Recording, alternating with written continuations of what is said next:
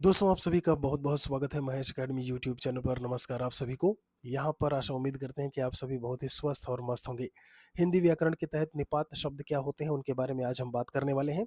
आप किन्हीं भी परीक्षाओं की बात करें, सभी में आपके हिंदी के तहत ये निपात की बात करें तो यहाँ से सवाल, क्वेश्चंस ज़रूर बनते हैं। शॉर्ट वीडियो नोट्स के तहत हमने ये सीरीज शुरू की है। 2 से 3 मिनट में हम किन्हीं भी प्रकरण को, जो भी अलग-अलग सब्जेक्ट्स होंगे, उनको लेकर के बात करेंगे। तो बिना किसी देरी के शुरू करते हैं, बात करते हैं निपात शब्द को लेकर के।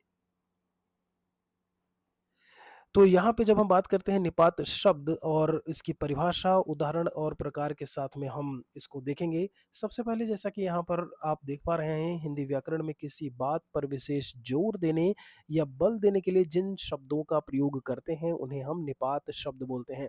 ज़रा इस चीज़ को समझिएगा। जो इन्होंने पार्टिकल की बात की, जैसे जैसे आप इंग्लिश में से एम्फेसाइज़ करना बोल देते हैं। एम्फेसिस एक शब्द होता है, मतलब आप किन्हीं भी चीज़ों पर जोर देने की बात कर रहे हैं। कोई भी बात है, उस पर अगर हम विशेष जोर दे रहे हैं या बल देने की बात है। अभी जब हम उदाहरण को देखेंगे, फिर आपको वो चीज़ें और अच्छे से समझ में आएँगी। जैसा कि इन्होंने परिभाषा में लिखा है कि निपात वे अविकारी या अव्यय शब्द होते हैं जो वाक्य के किसी पद या शब्द के साथ में लग करके उसके अर्थ को और प्रभावशाली बना देते हैं। अब देखिए, यहाँ पर ये चीज़ ध्यान देने वाली बात है कि ये अव्यय और अविकारी शब्द, आप जब अव्यय के प्रकार को पढ़ेंगे तो अव्यय के प्रकार में एक प्रकार आता है निपात शब्द। यहाँ पर अव्यय, व्यय का मतलब होता है खर्चा होना और आ का मतलब होता है नहीं। तो जो खर्च ना हो, यानी जो परिवर्तित ना हो, जो चेंज ना हो, आप लिंग वचन कारक की बात करते हैं, उसके आधार पर ये शब्द जो है वो देखने को मिलते हैं। मतलब लिंग में परिवर्तन हुआ, वचन में परिवर्तन हुआ, लेकिन इन शब्दों में परिवर्तन नहीं होता है। तो वैसे ही निपात शब्द होते हैं जो कि अव्यय शब्दों के ही एक प्रकार में जो है वो शामिल होते हैं। इन्होंने कहा कि जो निपात शब्द हैं, इन्हें हम अवधारक शब्द भी कह देते हैं। वाक्य में इनकी ज़्यादा ज़रूरत नहीं होती, लेकिन प्रयोग से वाक्य का भाव और अधिक स्पष्ट और मजबूत हो जाता है। उदाहरण से चीजें समझ में आएंगी। कुछ निपात शब्दों के बारे में यहाँ पर स्क्रीन पर हमने लिखा हुआ है। ही, भी, तो, तक लिखा है, मात्र लिखा हुआ है, यहाँ पे केवल दिया है, सिर्फ है, ना, क्या, सा, जी, मत, जी, यहाँ पर हाँ, काश। ये सारे शब्द जो है वो निपात शब्दों में आते हैं। अब बात आती है उदाहरण को लेकर के। उदाहरण देखेंगे, फिर हम जो जो हमने आपको परिभाषा बताई है, उससे हम यहाँ पर आपका मेल करवाएंगे कि जो परिभाषा में बताया गया है, क्या वो यहाँ से मेल खा रहा है। भी की बात की जाए, मैंने कहा मैं भी तुम्हारे साथ चलूंगा। जरा इस शब्द को ध्यान दीजिएगा। मैंने कहा कि इनका प्रयोग की इनकी सख्त आवश्यकता नहीं होती है, लेकिन इनके प्रयोग से वाक्य का भाव अधिक स्पष्ट हो जाता है। मैंने कहा मैं तुम्हारे साथ चलूंगा, तब भी मेरा वाक्य जो है वो कंप्लीट हो रहा है, सेंटेंस हमारा बन रहा है।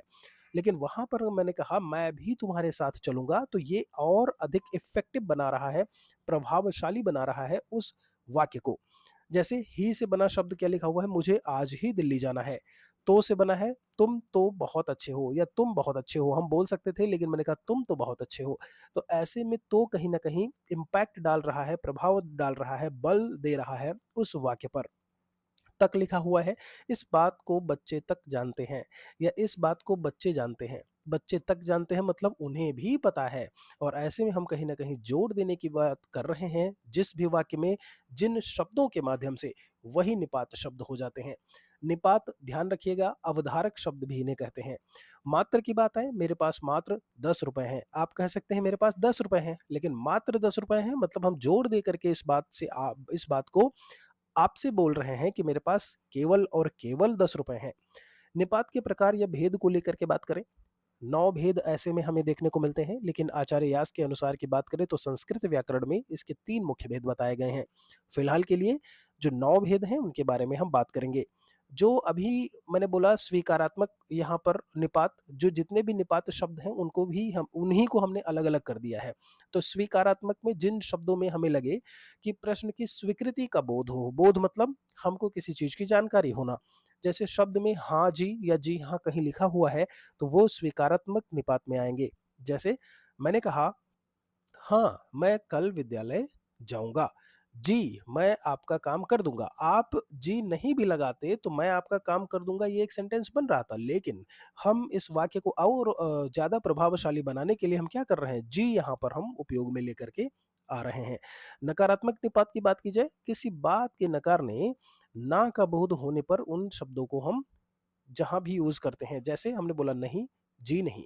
हमने बोला नहीं, मैं आज बाज़ार नहीं जाऊँगा।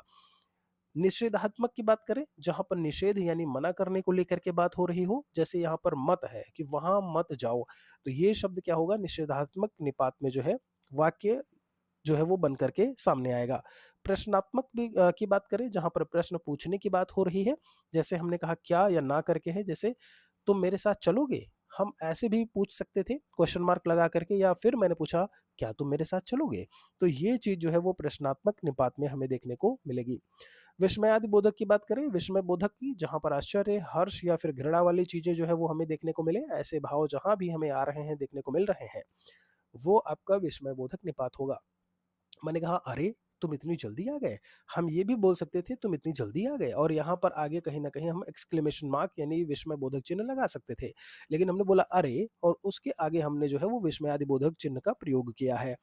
तुलनात्मक निपात की बात करें, जहाँ पर तुलना की सी बात की जा रही हो, जैसे मैंने कहा चाँद सा मुखड़ा, तो सा, सी, जैसे इस तरीके के शब्द जहाँ पर जिन भी वाक्यों में प्रयोग में आ रहे हैं, उस वाक्य को प्रभावशाली बना रहे हैं, ऐसे में वो निपात जो है वो तुलनात्मक होगा।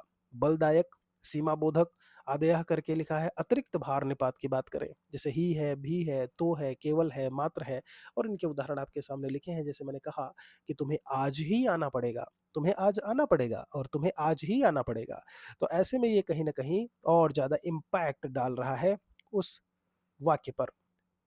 यहाँ पर अवधारण बोधक की बात करें, तो इसमें किसी चीज़ की निश्चितता, अनुमान या लगभग होने की स्थिति को लेकर के बात करता है, जैसे तकरीबन, करीब, मैंने बोला लगभग, मैंने बोला ठीक, तो जैसे वहाँ लगभग 100 लोग थे। मैंने बोला वहाँ 100 लोग थे, लगभग 100 लोग थे, ऐसे में ये अनुमान की बात कर रहा है, ये लगभग होने की स्थिति के बारे में बोध करा रहा है। आदर बोधक को लेकर के बात करें, आदरार्थक निपात क्या होता है? तो आदर या सम्मान के रूप में ये प्रकट होते हैं, और ऐसे में हमने कहा उदाहरण में कि माताजी आप बैठिए, यहाँ पर जी जो शब्द है वो एक निपात शब्द है। तो उम्मीद आशा करते हैं कि यहाँ पर जो निपात है वह आपको बहुत अच्छे से समझ में आया होगा कि निपात शब्द क्या होते हैं, उनके प्रकार क्या है, उसका अर्थ क्या है, उदाहरण सहित हमने इन चीज़ों को यहाँ पर बताने की कोशिश की है।